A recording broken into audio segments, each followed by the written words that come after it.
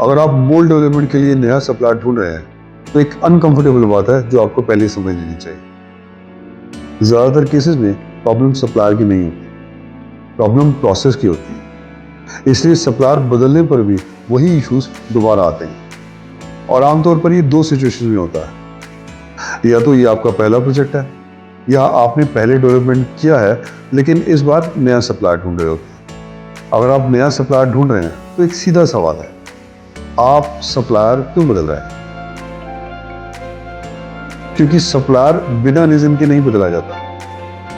कहीं डिले हुए होंगे, कहीं क्वालिटी इश्यूज आए होंगे या कहीं कोऑर्डिनेशन में प्रॉब्लम आई हो।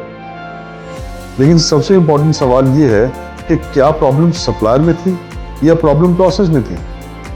क्योंकि अगर प्रोसेस गैप है तो सप्लायर बदलने से आउटकम नहीं बदलेगा। और अगर ये आपका पहला प्रोजेक्ट है तो रिस्क और भी ज्यादा है, क्योंकि शुरुआत में लिए गए डिसीजन ही पूरे प्रोजेक्ट का आउटकम तय करते हैं। यहीं पर एक कॉमन मिस्टेक होती है, कंपनीज सीधे एग्जीक्यूशन में चले जाती है बिना ये समझे कि एक्चुअल रिस्क कहां पर है, और यहीं से प्रॉब्लम की शुरुआत होती है।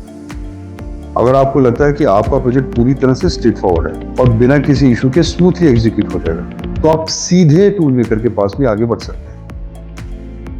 लेकिन अगर आपको स्लाइटेस्ट भी डाउट है कि कहीं क्लैरिटी, कोऑर्डिनेशन या एग्जीक्यूशन में रिस्क हो सकता है तो शायद आपको थोड़ा सा अलग तरीके से अप्रोच करने की जरूरत है। अगर आपको आपके केस में ऐसा लगता है तो आप हमें बता सकते हैं, हम आपको आगे का कॉन्टेक्स्ट शेयर करेंगे।